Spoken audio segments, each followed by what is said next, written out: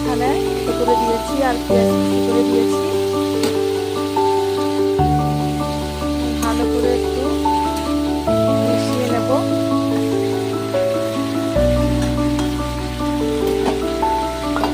এবার আমি ঢাকা দিয়ে দেব।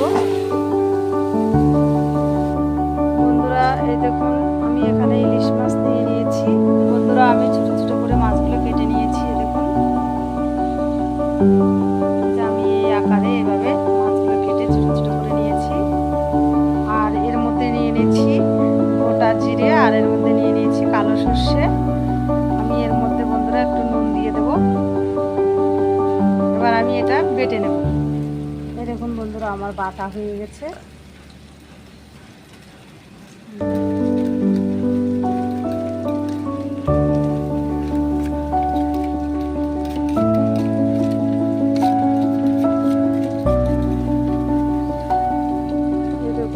আমি ঢাকনাটা তুলে দিচ্ছি। আলুগুলো কষা হয়ে গেছে, ভাজা ভাজা হয়ে গেছে, সিদ্ধ হয়ে গেছে।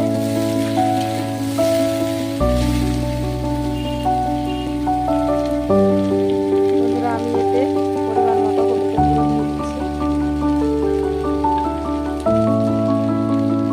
বন্ধুরা আমি এখানে নুন দিয়ে দিচ্ছি পরিমাণ মতো একটু।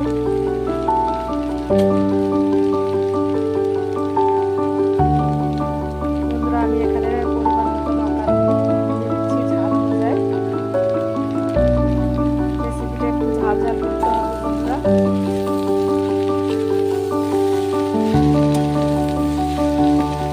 ভালো করে নাড়িয়ে দেবো।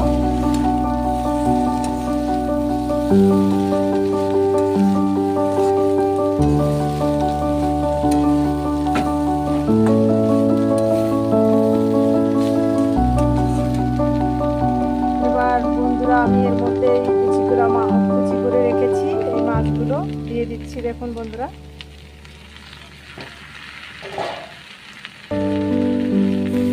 আবারও নাড়িয়ে নেবো ভালো করে।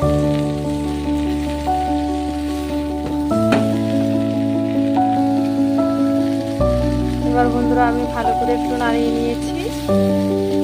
আমার কষা কষা হয়ে গেছে। এবার আমি এই সর্ষে আর এখানে জিরে বাটা দিয়ে দিচ্ছি।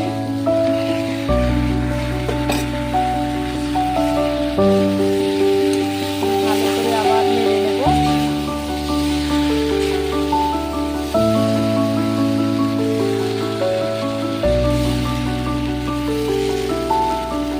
এবার বন্ধুরা আমি এখানে পরিমাণ মতো জল দিয়ে দেবো।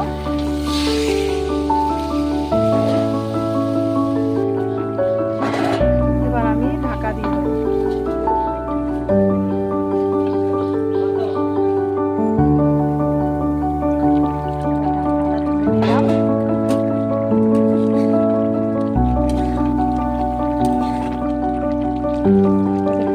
আলুটা সিদ্ধ হয়ে গেছে সুন্দরভাবে।